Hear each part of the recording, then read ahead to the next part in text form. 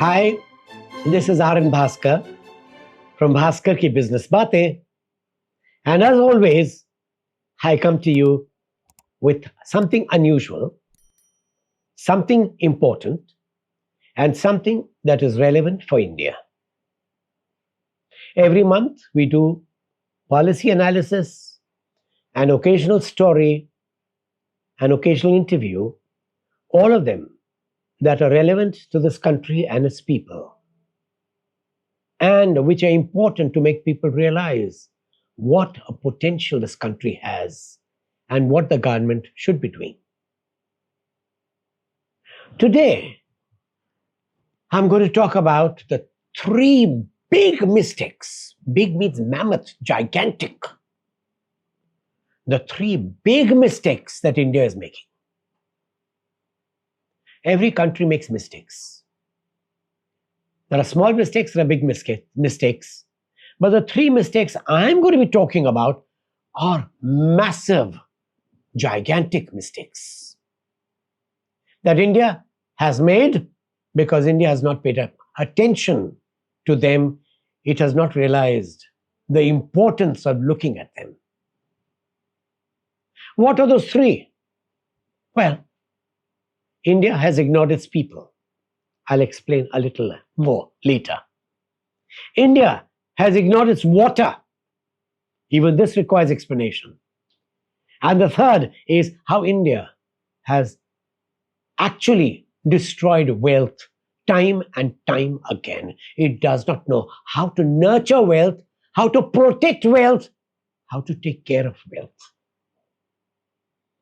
These are three big mistakes, and this podcast is on those three mistakes. Let's take people first. For the last 15 years, I've heard politicians and bureaucrats saying, India has the demographic dividend. It has a young population. Okay? It has or had a young population. In 10 years' time, already the process has begun. India's population has begun to age, as this chart will show you. When a population starts aging, it won't be long in 10 years' time when there are negative rates of growth and an increasing rate of growth of older people, which means more expenditure. India should have invested in its people a long time ago. It should have given them good education. It should have given them more skills so that Indians could become productive. And the people should have been given a better government. It's an example I say again and again and again. Why is it that a man in Kerala does not allow industry to grow in Kerala?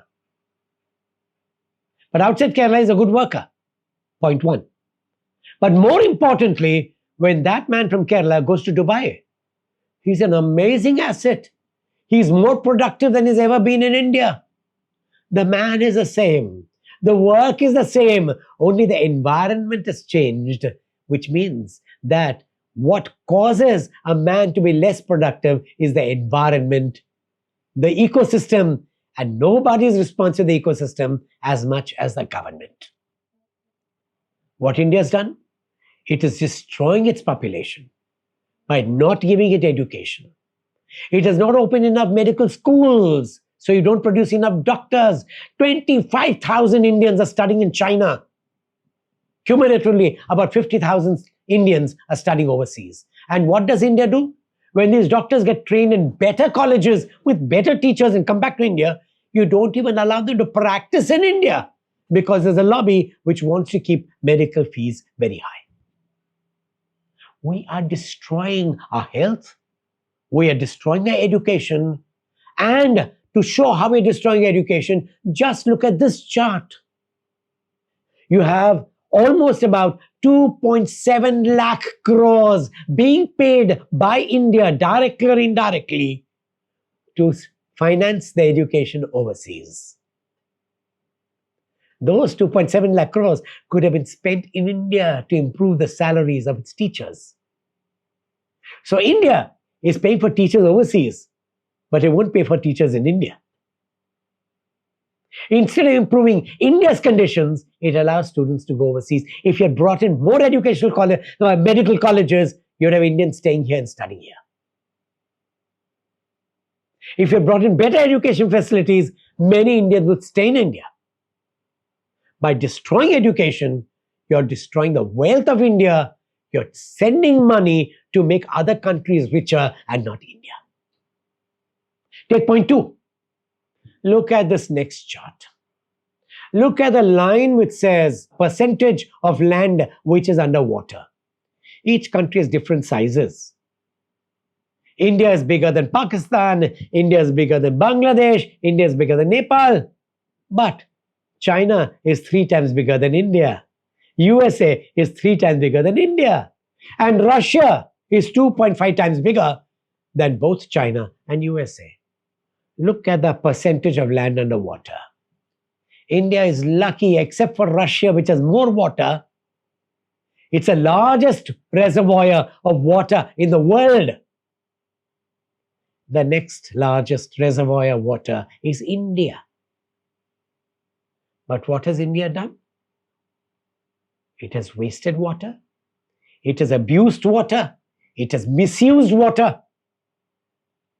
And after misusing the water, it puts in bore wells to draw out underground water also. So much so that Maharashtra and Punjab are 2 states where, and to some extent even Karnataka, are states where water from underground is being pulled up, making the ground reserves also vanish quickly. And that water, that withdrawing of groundwater, will eventually lead to salination of water, making even that water unusable. India is destroying. Look at the Ganga. 10 years ago, we talked about Namami Ganga. 10 years ago, we talked about cleaning Ganga. Go to the Ganges, you'll still find muck coming in. And 10 years ago, when I'd gone to Israel and met the water scientists there, they said, we are happy, we are getting money from India. But India's foolish. I said, why? It's very simple. We've been told to clean the Ganga, we're cleaning the Ganga, but they keep on pouring rubbish into the Ganga every day. So they put in rubbish, we clean. They put in rubbish, we clean. You first stop the rubbish, then the river will become clean. Even that simple logic had escaped the government. Our rivers are putrefying. Our streams are putrefying. Our lakes are in terrible shape. We have not desilted our lakes for ages. We have destroyed our own water, and tomorrow India will face the consequences of not using its water properly. What is frightening is that India does not even have measurement of how much water people use in rural areas. How can you have a policy without measurement? Stupidity. And you have factories which actually drill a hole in the factory and put all the effluents underground. It'll contaminate your water down in the ground. How do you prevent that? Very simple. Every company, every industry has input-output norms. You know that if you're making buckets, you will have so much of water consumed, you'll have so much of effluent created. You have these norms. Every industry should be putting in those effluents into the normal cleaning mechanism and pay for the cleaning. Industry doesn't want to pay, so it puts the material underground. Have you arrested people for that? No, because we don't know how to protect our water. Take the third incident. India is a land which knew how to make money. Look at my podcast on how India bankrupted Rome. And you will see there how India was earning 1,375 tons of gold year after year. To understand why this number is important, please look at the Reserve Bank of India. In the 70 years of independence, the Reserve Bank today has 800 and odd tons of gold. And here was India with 1,375 tons of gold, not once, but year after year after year for 100 years. India was the gold sink where all the gold came. That gold disappeared with the British coming in. After the British left, what did the government of India do? It first brought in the Gold Control Act, which drove all the gold underground. It then brought in high duties, which mercifully it has been reduced in the last budget, but still it is 5% plus GST, which makes smuggling still attractive. India frightens gold away and makes it go underground because 7%, 8%, 10% is a high duty rate to pay, high tax rate to pay. So smuggling continues to be rampant. India does not have a policy to make gold come out. Have an amnesty scheme for gold. Yes, it will be misused, but at least the gold will come back to India and should be shown in India's wealth assets. Take another example. Whenever there's a crisis, let's say the crisis of Kingfisher, the government gives press releases about how it is pursuing the Malias and the Nirav Modis and others for running away from India and not paying the banks back. Okay, that's right. But look at another aspect. Malia had an aviation company, an air service called Kingfisher. Fantastic service. Then one day he found that he could not pay the salaries. He didn't pay. What should have been the government's role? If you could not pay, immediately issue bankruptcy notices to Malia.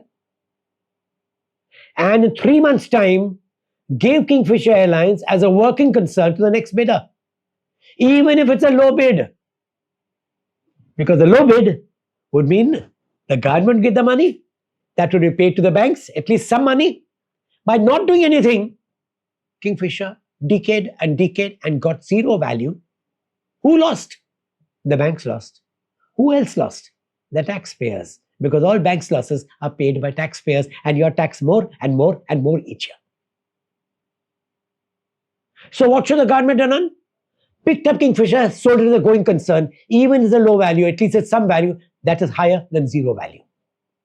Jobs would have been protected. That again is wealth generation. And it is a good brand. That was wealth generation. India destroyed that wealth. It did the same thing with Jet Airways. Instead of selling it off immediately, no matter what, it has still not sold it, or it has sold it, but has not been revived. Effectively, India will get crumbs for that airline. Such a great airline it was. You've done that with East West. You've done that with every other airline. You have destroyed wealth. Not just airlines. You had a brand called Gitanjali for jewelry, for synthetic jewelry. It was a great brand. There were shops around. When the owner of Gitanjali ran away, the government should have taken the brand immediately and sold to the next buyer. Immediately. Because a brand is a brand because someone has invested money in the brand. People know that brand. The new person will come and start selling goods to the brand. There are customers who would go there. Jobs will be preserved. Shopping outlets will be preserved. The brand has a wealth behind it, and that wealth would be preserved. India is great at destroying brands, destroying reputations, and then it thinks it's done a very good job. Remember Coffee Day? The owner committed suicide.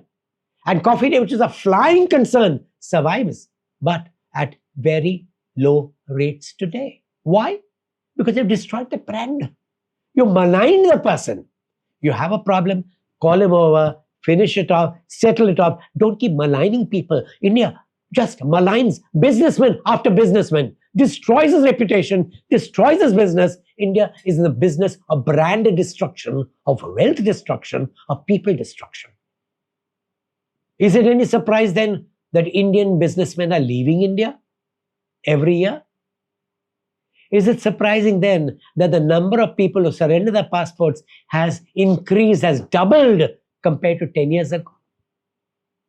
India is making things difficult. If India does not change its policies for people, for water, and for wealth destruction, India's future is bleak.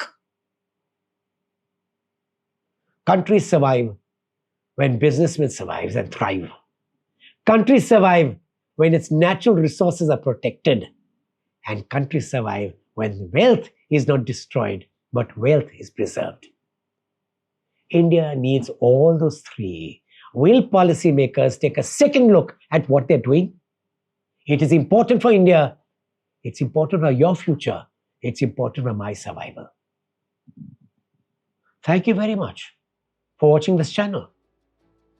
And do subscribe because I'd like you to know what we'll be talking about week after week. Take care. Have a wonderful week ahead.